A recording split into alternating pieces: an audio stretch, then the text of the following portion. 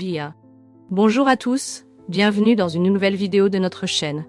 Aujourd'hui, je veux vous raconter une histoire incroyable de dépassement de soi, d'amour et de révélation spirituelle.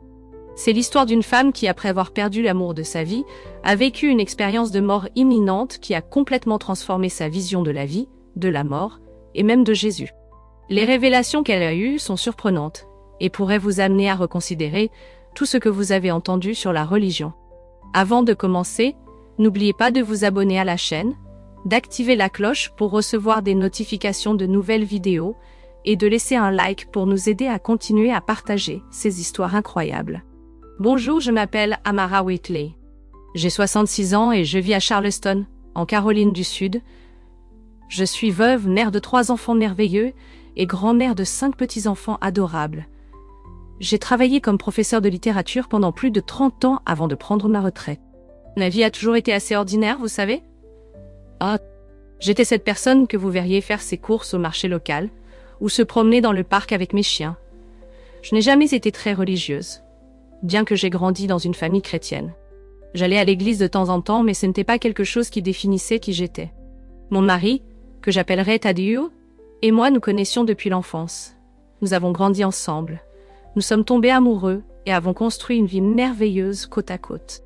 Il était mon meilleur ami, mon confident, mon port sûr. Notre relation était admirée par beaucoup. Elle n'était pas parfaite, bien sûr, mais elle était solide, basée sur l'amour, le respect et beaucoup de patience.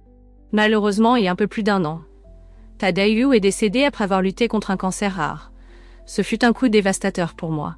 Nous étions mariés depuis 41 ans, et soudainement il n'était plus là. La douleur de la perte était écrasante. Je me sentais perdue, sans direction, comme si une partie de moi avait été arrachée. Dans les mois qui ont suivi la mort de Tadeu, j'ai sombré dans une profonde dépression. Je n'arrivais pas à bien me nourrir. Dormir était un défi, et je n'avais tout simplement pas envie de faire quoi que ce soit. Mes enfants ont essayé de m'aider, mais je les ai repoussés. J'étais en colère contre le monde, en colère contre Dieu s'il existait. Comment avait-il pu me prendre Tadeu? Je n'aurais jamais imaginé que quelque chose d'extraordinaire puisse m'arriver. Après tout, je suis juste une femme ordinaire d'une petite ville. Mais la vie a une façon drôle de nous surprendre, n'est-ce pas? Ce que je suis sur le point de partager avec vous a complètement changé ma perspective sur la vie, la mort et tout ce qui existe entre les deux. Tout a commencé un jour ordinaire, environ 1 mois après la mort de Tadeu. J'ai finalement rassemblé mes forces pour sortir de chez moi, et j'ai décidé d'aller au parc où nous avions l'habitude de nous promener ensemble. C'est là que j'ai eu ma première expérience de mort imminente. Et ce n'était que le début d'un voyage qui allait transformer ma vie pour toujours.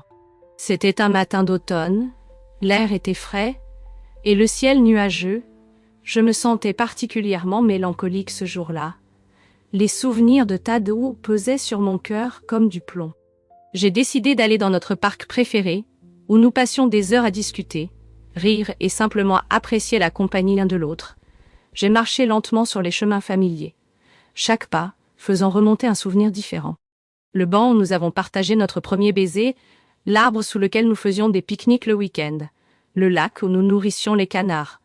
Tout semblait si vide sans lui. Je me suis assise sur notre banc préféré au bord du lac, regardant l'eau qui reflétait le ciel gris. Les larmes ont commencé à couler silencieusement. Je me sentais si seule, si perdue sans Tadeu. C'est alors que c'est arrivé. Soudain, j'ai senti une présence. J'ai levé les yeux, et de l'autre côté du lac, j'ai vu une silhouette familière. Mon cœur s'est presque arrêté. C'était Tadeu. Il était là, debout au loin, me regardant avec ce sourire doux que je connaissais si bien. Cela ne pouvait pas être réel, je le savais.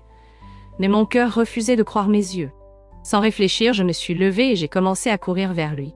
Mes pieds semblaient ne pas toucher le sol, alors que je courais, désespérée de l'atteindre. Mais plus je m'approchais, plus il semblait s'éloigner. C'était comme s'il disparaissait dans l'air, comme une brume se dissipant au vent. « Tadeu !» ai-je crié, ma voix chargée de désespoir et d'espoir. Mais il continuait de s'éloigner, son sourire doux ne quittant jamais son visage. Soudain, j'ai ressenti une douleur aiguë dans la poitrine. C'était comme si quelqu'un avait serré mon cœur avec une main de fer. Ma vision a commencé à s'assombrir sur les bords. J'ai senti mes jambes céder et je me suis effondrée au sol, avec l'herbe froide touchant mon visage. La dernière image que j'ai vue, avant que tout ne devienne sombre, était le visage de Dieu, maintenant si proche, avec ses yeux remplis d'amour et de compréhension. À cet instant, je ne savais pas, mais je faisais une crise cardiaque. Mon corps, affaibli par la dépression et la négligence, avait finalement succombé. Alors que je restais là, inconsciente, quelque chose d'extraordinaire a commencé à se produire, défiant tout ce que je croyais savoir sur la vie et la mort. Le prochain souvenir que j'ai est celui de flotter. La douleur et le poids avaient disparu. C'était comme si j'avais laissé mon corps derrière moi et était devenu pure conscience. Autour de moi, il n'y avait que de l'obscurité, mais pas une obscurité effrayante, plutôt une obscurité accueillante, comme une étreinte douce. Puis j'ai aperçu une lumière.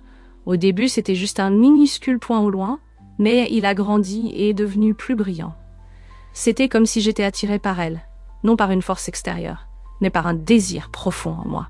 À mesure que je m'approchais, j'ai réalisé que ce n'était pas seulement une lumière, mais un tunnel, un couloir d'énergie pure et rayonnante. Les parois du tunnel semblaient vivantes, pulsant avec des couleurs que je n'avais jamais vues auparavant. Des bleus plus profonds que l'océan, des verts plus vibrants que n'importe quelle forêt, des violets qui semblaient chanter. Chaque couleur semblait avoir sa propre musique, sa propre vibration. Alors que je voyageais à travers ce tunnel, une paix profonde a commencé à m'envelopper. Toutes les peurs et les soucis que je portais semblaient se dissoudre. La douleur de la perte de Thaddeus, qui avait été si aiguë et constante, a commencé à se transformer en quelque chose de différent. Ce n'était plus une douleur tranchante, mais une douce nostalgie, pleine d'amour et de gratitude pour les années que nous avons partagées. Le mouvement à travers le tunnel était doux, comme si j'étais portée par un courant léger. Il n'y avait ni précipitation ni peur. Pour la première fois depuis longtemps, je me sentais complètement en paix. À mesure que j'avançais, j'ai commencé à entendre quelque chose. Au début, ce n'était qu'un murmure lointain, mais il est devenu plus clair. C'était la plus belle musique que j'avais jamais entendue, différente de tout ce qui est connu sur Terre. Chaque note semblait faite d'amour pur, chaque accord vibrant de compassion et de joie. Et puis j'ai ressenti quelque chose d'encore plus extraordinaire, l'amour. Un amour si profond, si complet et inconditionnel qu'il m'a presque fait pleurer. C'était comme si j'étais embrassée par tout l'amour de l'univers. À ce moment-là, j'ai compris que je n'avais jamais été vraiment seule. Cet amour avait toujours été présent, attendant que je le reconnaisse. Alors que je m'approchais de la fin du tunnel, la lumière devenait encore plus brillante. Mais ce n'était pas une lumière aveuglante ou douloureuse. C'était une lumière accueillante, qui guérissait. Et là, à la fin du tunnel, j'ai vu une figure rayonnante, brillant d'une lumière si pure que je pouvais à peine la regarder directement. Je savais, sans l'ombre d'un doute, que j'étais en présence de quelque chose de divin, quelque chose de plus grand que je n'aurais jamais pu imaginer. C'est alors que j'ai entendu une voix qui semblait venir de partout et de nulle part à la fois. « Bienvenue, Amara », dit la voix. « Es-tu prête à voir ?» Avec ces mots, le monde autour de moi explosait en lumière et en amour. Et j'ai été emmenée dans un voyage qui changerait ma compréhension de tout pour toujours. Quand la lumière autour de moi s'est stabilisée, je me suis retrouvée devant un trône. Ce n'était pas un trône comme ceux que l'on voit dans les palais ou les églises, mais fait de pure lumière pulsant d'énergie et de vie. Assis sur ce trône était... Eh bien, comment puis-je décrire ? Ce n'était pas une personne, pas dans le sens où nous l'entendons habituellement. C'était plus comme une présence, une conscience si vaste et puissante qu'elle semblait remplir tout l'espace autour de moi. La lumière qui émanait de cette présence était si intense que je pouvais à peine la regarder directement. Mais curieusement, elle ne blessait pas mes yeux. C'était comme si ma propre essence s'ajustait pour pouvoir supporter la magnitude de ce que je voyais. Puis, la présence a parlé. Pas avec des mots exactement, mais avec des pensées qui se formaient directement dans mon esprit, et à ce moment-là, j'ai su, avec une certitude qui allait au-delà de tout doute, que j'étais en présence de Dieu. Amara, la voix résonnait en moi. Tu as beaucoup de questions, et j'en avais vraiment. Tu as beaucoup de questions. Toute la colère, toute la douleur, toute la confusion que j'avais ressentie depuis la mort de Thaddeus sont remontées à la surface, sans que j'aie besoin de parler. Toutes mes diverses questions ont surgi devant cette présence divine. Pourquoi as-tu pris Thaddeus de moi ? Mon âme criait en silence. Pourquoi tant de douleur ? Pourquoi tant de souffrance ? Et puis quelque chose d'extraordinaire s'est produit. En un clin d'œil, toute ma vie s'est déroulée devant moi. Chaque instant, chaque choix, chaque joie et chaque tristesse. J'ai revécu mon enfance, mon mariage avec Tadeu, la naissance de nos enfants. J'ai revu les moments de rire et ceux de larmes. Et dans chaque scène, j'ai senti l'amour de Dieu imprégner tout. Ma fille, la voix divine a parlé avec une compassion infinie. Thaddeus ne t'a pas été enlevé. Il a accompli sa mission sur terre. Chaque âme a son propre chemin et son propre temps. Ce que tu vois comme une fin n'est qu'une transition. Alors que ces mots résonnaient en moi, j'ai commencé à comprendre, la vie n'était pas une suite d'événements aléatoires, mais un plan complexe et beau. Chaque expérience, chaque relation avait un but, mais la douleur. J'ai commencé à demander. Mais avant de pouvoir terminer ma pensée, j'ai été enveloppée par une vague d'amour si intense qu'elle m'a presque déséquilibrée. La douleur que tu ressens est une mesure de l'amour que tu as partagé, a expliqué Dieu. C'est un témoignage de la beauté de ce que toi et Thaddeus avez construit ensemble. Mais souviens-toi, Amara, l'amour ne meurt jamais, il se transforme simplement. À ce moment-là, j'ai senti comme si un grand poids avait été retiré de mes épaules. La douleur n'a pas complètement disparu, mais elle s'est transformée. D'une blessure ouverte, elle est devenue un souvenir précieux, un témoignage de l'amour que Thaddeus et moi avons partagé. Et ensuite, Dieu m'a montré autre chose. J'ai vu l'impact que ma vie avait eu sur les autres. J'ai vu comment mon amour pour Thaddeus avait inspiré nos enfants. Comment ma gentillesse avait touché mes élèves. Comment même mes moments de faiblesse avaient enseigné des leçons précieuses à ceux qui m'entouraient. Tu as encore beaucoup à faire, Amara, m'a dit Dieu. Ton voyage sur Terre n'est pas terminé. Je voulais rester. Oh, comme je voulais rester dans cette présence d'amour et de paix infinie. J'ai compris, il y avait un but plus grand pour moi, une mission qui n'était pas encore terminée. Alors que je me préparais à revenir, j'ai senti une dernière vague d'amour divin m'envelopper. Souviens-toi, Amara. La voix a dit, tu n'es jamais seule.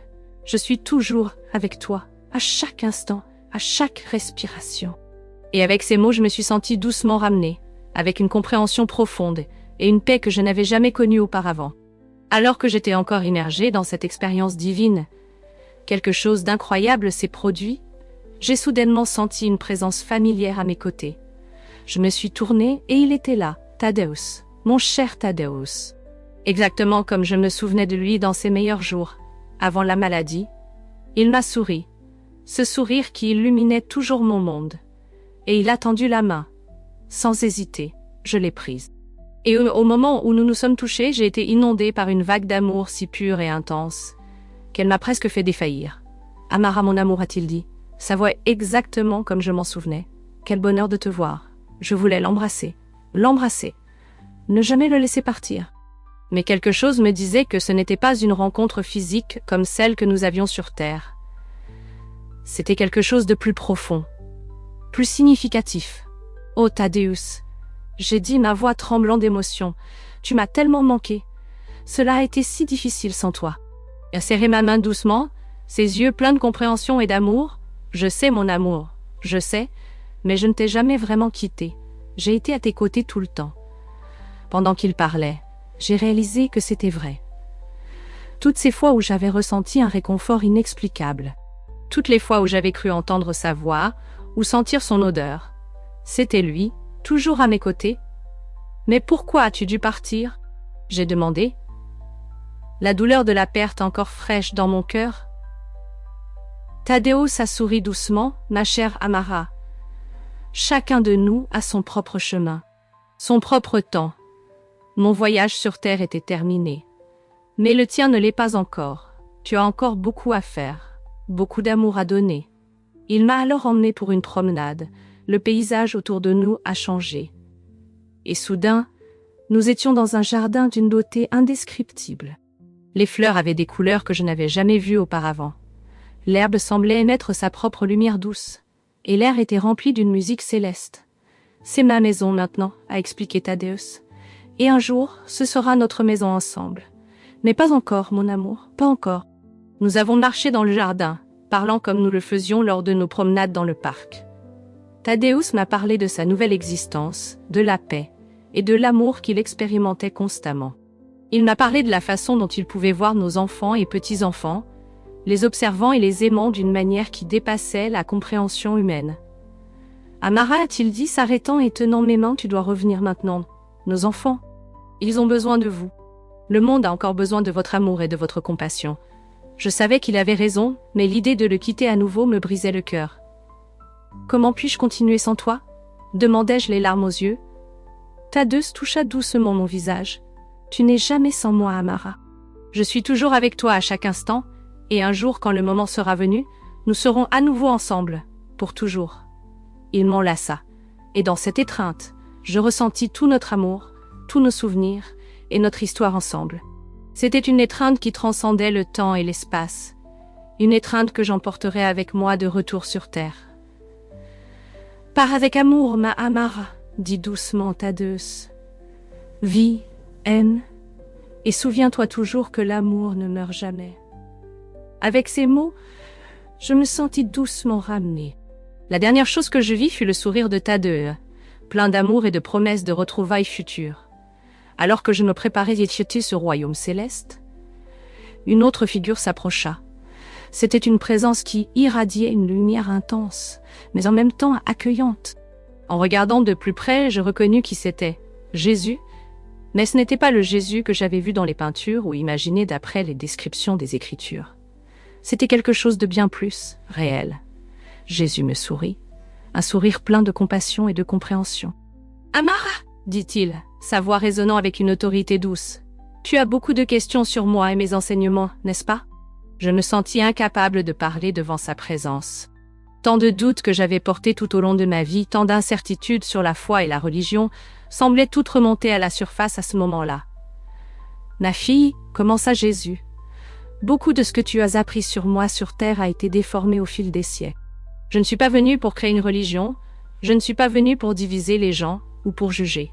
Je suis venu pour enseigner l'amour, sur la connexion avec le divin qui existe en chacun. » Pendant qu'il parlait, j'avais l'impression que des voiles étaient enlevées de mes yeux. Je commençais à voir au-delà des interprétations humaines, au-delà des dogmes et des rituels. Le vrai chemin, continua Jésus, est le chemin de l'amour inconditionnel, de la compassion, de la paix intérieure. Il ne s'agit pas de temples de pierre ou de règles strictes. Il s'agit de transformer ton cœur, d'élever ta conscience. Il m'expliqua alors la véritable nature de la spiritualité. Comment chaque âme est en voyage de croissance et d'évolution. Il parla de comment ce que nous appelons le ciel n'est pas un lieu lointain, mais un état de conscience que nous pouvons atteindre à travers l'amour et la compréhension. Ce que vous appelez le Saint Graal, dit Jésus avec un sourire doux, ce n'est pas un objet, Amara, c'est une connaissance, une compréhension profonde de la nature de la réalité, de comment nous pouvons transcender nos limitations et atteindre un état d'union avec le divin. Pendant qu'il parlait, j'avais l'impression que chaque mot était gravé non seulement dans mon esprit, mais dans mon âme même. C'était une connaissance qui allait au-delà de la compréhension intellectuelle. C'était une vérité que je ressentais dans chaque fibre de mon être. « Souviens-toi, Amara », dit Jésus en posant sa main sur mon épaule. La véritable spiritualité ne réside pas dans les mots que tu dis, ou dans les rituels que tu pratiques. Elle réside dans l'amour que tu partages, dans la compassion que tu montres, dans la paix que tu cultives en toi et que tu répands autour de toi. Avant que je ne puisse répondre, Jésus m'enlaça. Dans cette étreinte, je ressentis tout l'amour de l'univers, toute la compassion et tout le pardon.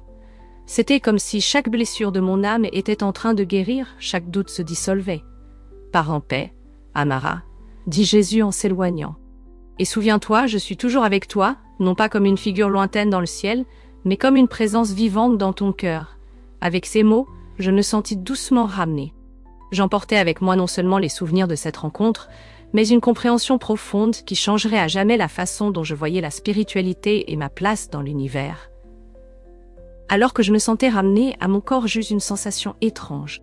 C'était comme si je traversais des couches et des couches d'existence, chacune plus dense que la précédente. La lumière brillante et accueillante du royaume spirituel s'éloignait, et je commençais à ressentir le poids familier de mon corps physique. Soudain, j'ouvris les yeux. J'étais allongée sur l'herbe du parc, entourée par un petit groupe de personnes était autour de moi. Un homme agenouillé à mes côtés pressait ses mains contre ma poitrine. Je reconnus son uniforme. C'était un garde du parc. Elle est revenue. Cria quelqu'un. Le garde me sourit. Le soulagement se lisait sur son visage. « Bienvenue parmi nous, madame, » dit-il gentiment. « Vous nous avez fait une grande frayeur. » J'ai essayé de parler, mais ma gorge était sèche. Une femme s'est approchée avec une bouteille d'eau et m'a aidé à boire un peu. Peu à peu, j'ai commencé à comprendre ce qui s'était passé. J'avais eu une crise cardiaque dans le parc. Le garde, formé au premier secours, avait pratiqué la RCP jusqu'à l'arrivée de l'ambulance. Alors que j'étais placée sur la civière et emmenée vers l'ambulance, mon esprit tournait avec tout ce que j'avais vécu. Le tunnel de lumière, la rencontre avec Dieu, la conversation avec Thaddée, les révélations de Jésus. Tout semblait si vif, si réel. Et là, j'étais de retour dans le monde physique, comme si rien ne s'était passé. À l'hôpital, les médecins m'ont examiné en détail. J'ai été surprise d'apprendre que malgré la gravité de la crise cardiaque, mon cœur n'avait pas subi de dommages significatifs. Les médecins ont appelé cela un miracle. Allongée dans le lit d'hôpital, essayant de traiter tout ce qui s'était passé, mes enfants sont arrivés. Leur visage montrait un mélange d'inquiétude et de soulagement. Ma fille aînée, Sarah, a pris ma main. « Maman », a-t-elle dit, les larmes aux yeux. « Nous avons cru te perdre. » Je les ai regardés tous, et j'ai senti une vague d'amour m'envahir. Ce n'était pas seulement l'amour que j'avais toujours ressenti pour eux, mais quelque chose de plus profond, de plus universel. C'était comme si je pouvais voir, pour la première fois, l'étincelle divine en chacun d'eux. Je suis là, ai-je dit doucement, et il y a tant de choses que je dois vous raconter. Dans les jours qui ont suivi, alors que je me remettais à l'hôpital, j'ai essayé de trouver les mots pour décrire mon expérience. Comment expliquer l'inexplicable? Comment décrire des couleurs qui n'existent pas sur Terre, ou un amour si vaste qu'il semble engloutir l'univers entier? Oh. Mais à mesure que je parlais, j'ai vu quelque chose changer dans les yeux de mes enfants. Je ne sais pas s'ils croyaient tout ce que je disais, mais ils pouvaient voir que quelque chose de profond avait changé en moi. L'amertume qui me consumait depuis la mort de Thaddée avait disparu, remplacée par une paix que je n'avais jamais connue auparavant. Quand j'ai enfin été autorisée à quitter l'hôpital, je suis rentrée chez moi avec une nouvelle perspective. Le monde semblait différent maintenant. Chaque couleur semblait plus vibrante, chaque son plus clair. Et dans chaque visage que je voyais, dans chaque personne que je rencontrais, je pouvais voir un reflet de cette lumière divine que j'avais expérimentée. Je savais que mon voyage était loin d'être terminé. En fait, j'avais l'impression qu'il ne faisait que commencer.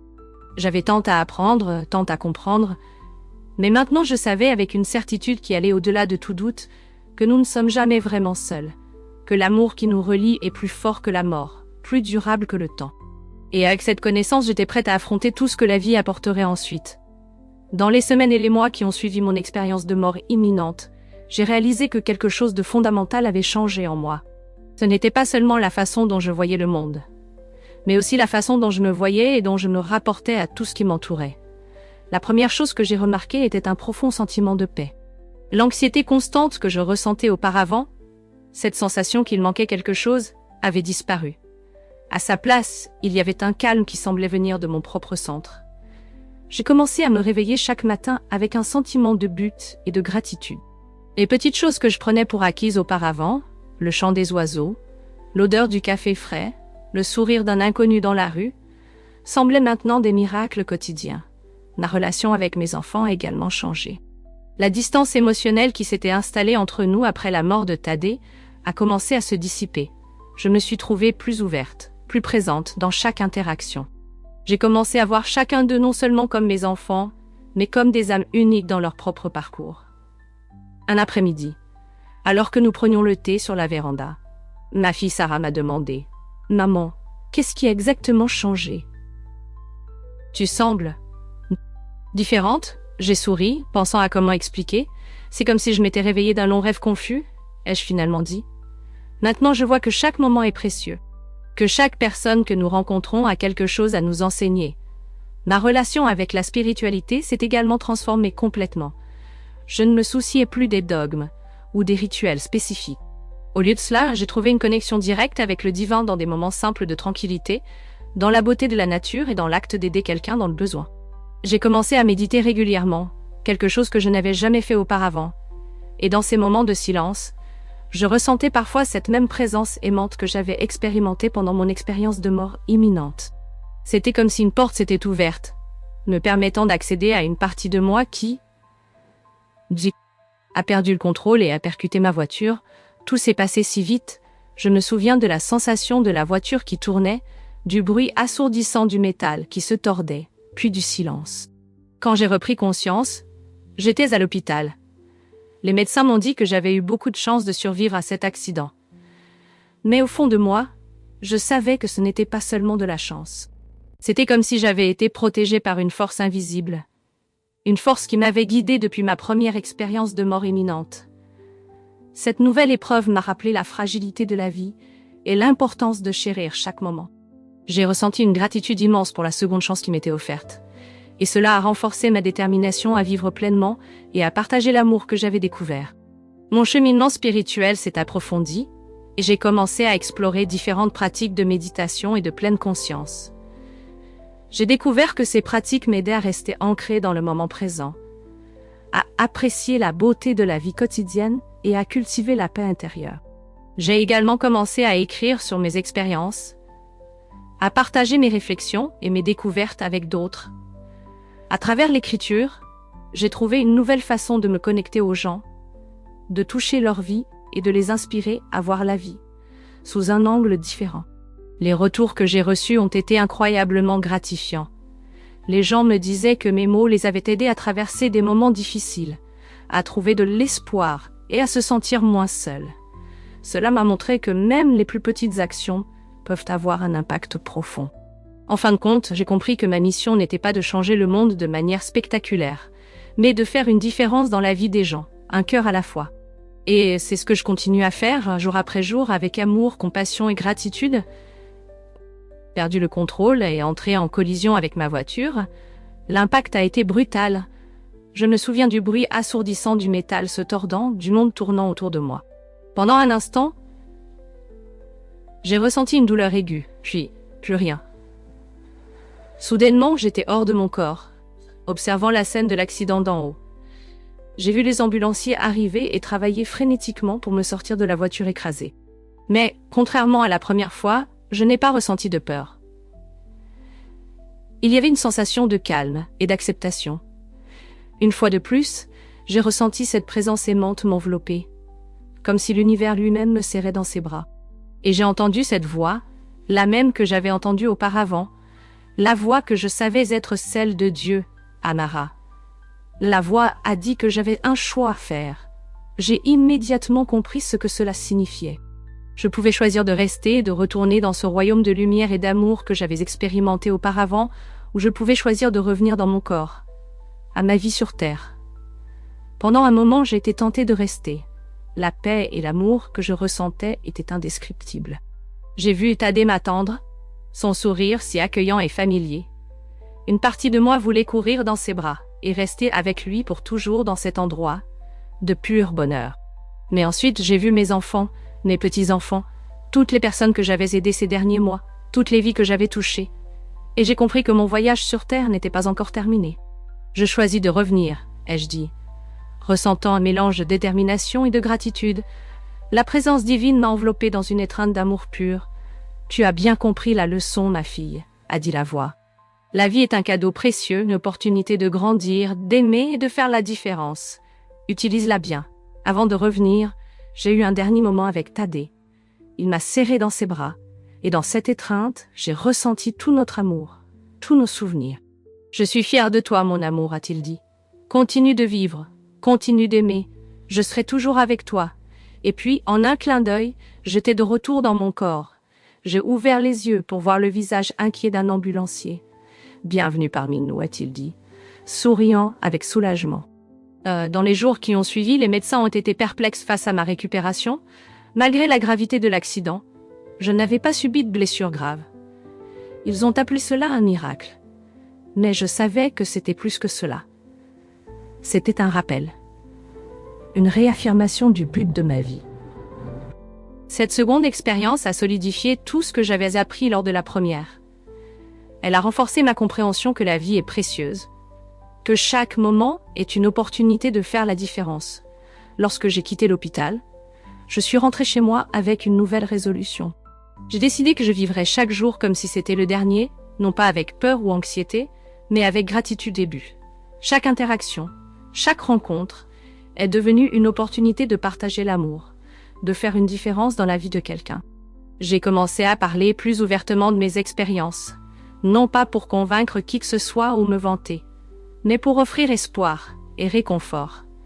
J'ai découvert que beaucoup de gens avaient peur de la mort, et j'ai pu partager avec eux la paix que j'avais trouvée.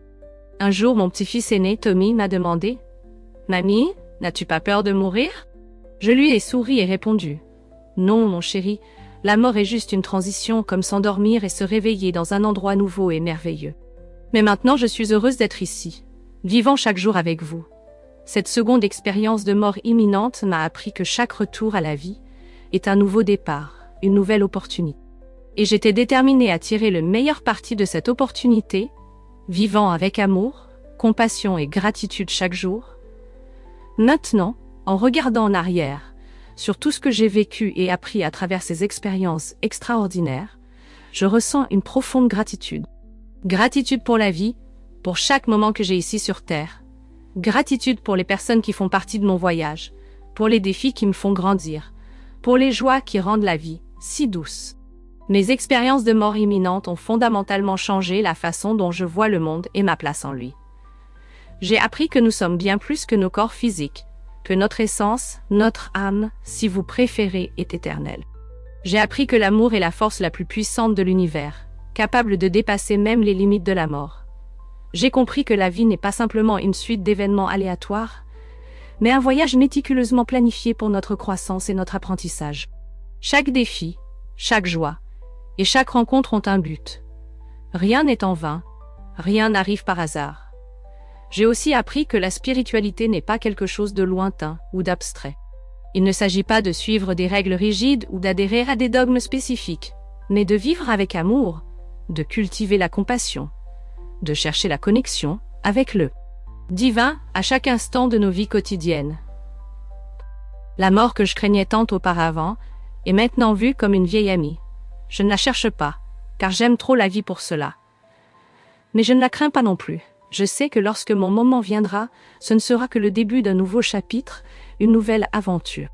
Cependant, peut-être la leçon la plus importante que j'ai apprise est que nous n'avons pas besoin d'attendre de mourir pour expérimenter le ciel. Nous pouvons créer de petits moments célestes ici même, sur Terre, à travers nos actes d'amour et de bonté. Chaque fois que nous offrons un sourire à un étranger, chaque fois que nous tendons la main pour aider quelqu'un dans le besoin, chaque fois que nous choisissons l'amour plutôt que la peur ou la haine, nous apportons un peu de ciel sur terre. Nous vivons le but pour lequel nous avons été créés. Je ne suis pas parfaite, loin de là. J'ai encore mes moments de doute, de peur, de tristesse. Tadeuse me manque encore chaque jour. Mais maintenant, je vois ces moments non pas comme des faiblesses à surmonter, mais comme faisant partie de la riche tapisserie de l'expérience humaine. S'il y a un message que j'aimerais partager avec le monde, basé sur mes expériences, ce serait celui-ci. Aimez. Aimez profondément. Aimez sans peur. Aimez non seulement vos proches et amis, mais tous les êtres. Voyez l'étincelle divine en chaque personne que vous rencontrez. Vivez chaque jour comme si c'était le dernier, non pas avec peur, mais avec gratitude et joie. Appréciez les petites choses, le sourire d'un enfant, le chant d'un oiseau, la chaleur du soleil sur votre visage. Ces moments sont précieux, ils sont sacrés. Pardonnez, pardonnez aux autres. Pardonnez-vous à vous-même. Nous portons des fardeaux trop lourds lorsque nous nous accrochons à la douleur et au ressentiment. Le pardon nous libère, nous permet de vivre plus pleinement dans le présent. Cherchez le silence. Dans notre monde bruyant et agité, il est facile de perdre la connexion avec notre essence. Avec le divin, trouvez des moments de quiétude chaque jour, des moments pour simplement être. Et souvenez-vous toujours, vous n'êtes jamais seul. L'amour qui nous a créés, qui nous soutient, qui nous attend de l'autre côté, est toujours avec nous. Il est en nous, autour de nous, nous connectant les uns aux autres et à toute la création. Mon voyage continue, Chaque jour est une nouvelle opportunité d'apprendre, de grandir, d'aimer. Je ne sais pas ce que l'avenir réserve, mais je l'aborde avec espoir et confiance. Je sais que peu importe ce qui arrive, je suis aimée, je suis guidée, je fais partie de quelque chose de bien plus grand que ce que je peux comprendre, et vous l'êtes aussi. Nous le sommes tous. Nous faisons tous partie de cette merveilleuse danse cosmique. Tous précieux, tous nécessaires. Puissions-nous vivre nos vies avec cette conscience, répandant l'amour et la lumière partout où nous allons. Mon histoire n'est qu'une parmi des milliards. Mais si elle peut apporter du réconfort et de l'espoir, ou une nouvelle compréhension à quelqu'un, alors j'aurai accompli une petite partie du but pour lequel j'ai été renvoyée. Car en fin de compte, c'est de cela qu'il s'agit. Partager l'amour, répandre la lumière. Faire une différence, si petite soit-elle, dans la vie de quelqu'un. Et ainsi, je continue mon voyage reconnaissante pour chaque moment, ouverte à chaque leçon, prête pour ce qui vient ensuite. Parce que maintenant je sais, avec une certitude qui va au-delà des mots, que la vie, sous toutes ses formes, est un cadeau précieux. Et j'ai l'intention d'honorer ce cadeau en le vivant pleinement, en aimant profondément, jusqu'au dernier souffle.